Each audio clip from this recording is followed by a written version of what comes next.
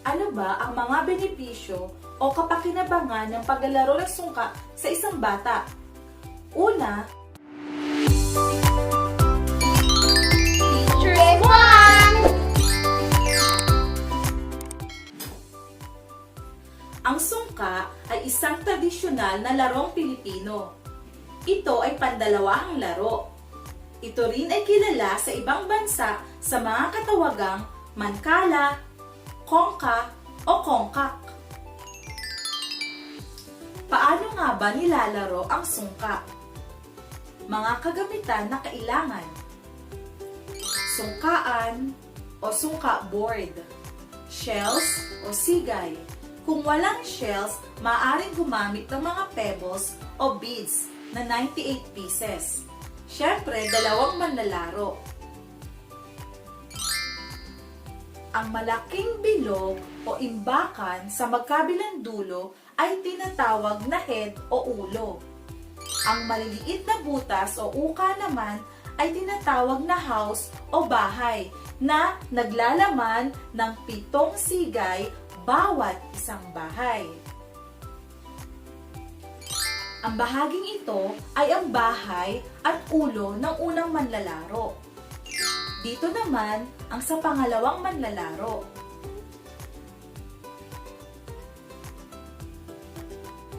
Nagsasalitan ang mga manlalaro sa pagkalat ng mga sigay, maliban sa unang galaw na sabay na isinasagawa ng kapwa manlalaro. Kapag bumagsak ang huling sigay sa ulo o imbakan ng manlalaro, siya ay may pagkakataong kumuha uli ng mga sigay sa alinman sa kanyang mga bahay. Kapag bumagsak ang huling sigay sa isang may lamang bahay, kukuhanin ng manlalaro ang lahat ng laman ng butas na iyon at patuloy sa paglalagak ng mga sigay sa mga bahay. Mamamatay ang isang manlalaro kung ang huling sigay ay mahuhulog sa blanko o walang lamang bahay. Subalit, kapag bumagsak ang huling sigay sa isang butas na walang laman na nasa gawi o hilera ng gumagalaw na manlalaro, maliligom ng manlalarong iyon ang lahat ng mga sigay sa katapat na bahay ng kalaban. Matatapos ang laro kapag naubos na ang mga laman ng bahay ng isang manlalaro.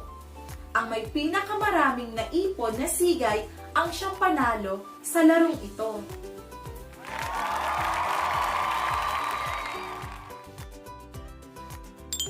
Ano ba ang mga benepisyo o kapakinabangan na makukuha ng bata sa paglalaro ng sungka? Una, quality family time. Sa pamamagitan ng paglalaro nito, nagkakaroon ng magandang bonding ang pamilya.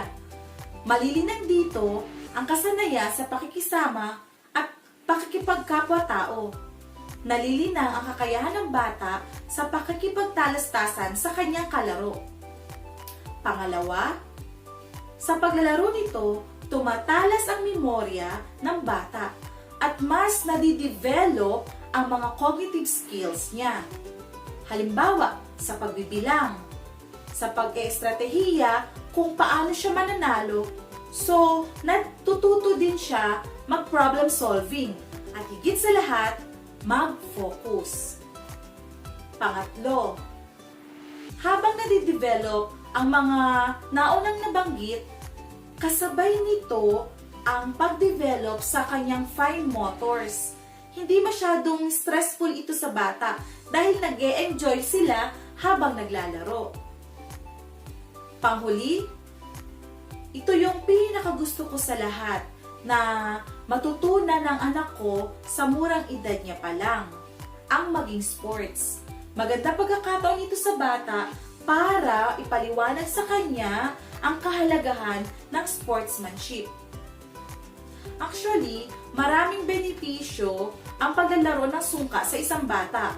Ang aking mga nabanggit ay pawang base sa aking obserbasyon sa anak ko habang kami ay naglalaro nito. Promise, mag-e-enjoy kayo habang naglalaro nito. Don't forget to subscribe!